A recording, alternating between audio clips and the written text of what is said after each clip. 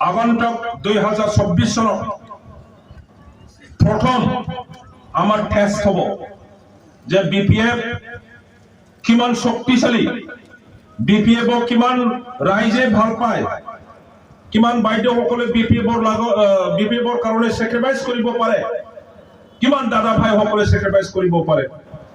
প্ৰমাণ প্ৰথম হব 2024 চনত। 2024 চনতে তেখেতসকলৰ ডাইনাৰ হাত বায়াৰ হাত আমি কাটি দিব লাগে। ৰাজনৈতিক শক্তিৰ ইউপিপিএলৰ ডাইনা হাত বাইৰা হাত এটো আমি শেষ কৰি থব লাগে। আমাৰ বিপিএফৰ যি ক্যান্ডিডেট হব সেই ক্যান্ডিডেটক বিপুল ভোটত জিকাই দি দিল্লীত আমি এজন সঠিক নেতা আকৌ বহাই দিব লাগে। 2 নম্বৰ 2025 চনত বিটিসি ইলেকশনত আগৰ নিচিনা নহয়, যোৱাবাৰৰ নিচিনা নহয়। সকলোৱে আপোনালোকে এজন কৰ্মীয়ে কমসে কম 100 জন 200 জন নিজৰ পৰিয়ালৰ মানুহ, নিজৰ গাঁৱৰ মানুহ, নিজৰ এলেকাৰ মানুহ যেনে প্ৰকাৰে বুজাই পেলাই কথা কথাটো কৈ পেলাই বিপিএফ যোগদান দিয়াব লাগে।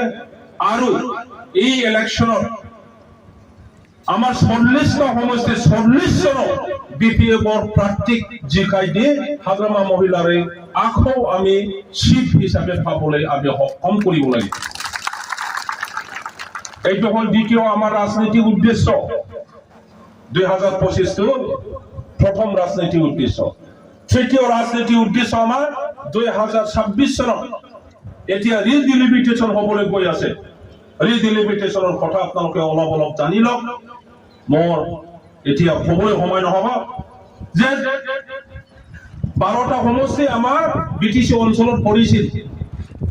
এতিয়ালৈকে এসেম্বলি এতিয়া 14টা হওয়াৰ মানে এটা ডিলিমিটেশনৰ নকশাটো বনোৱা হৈছে।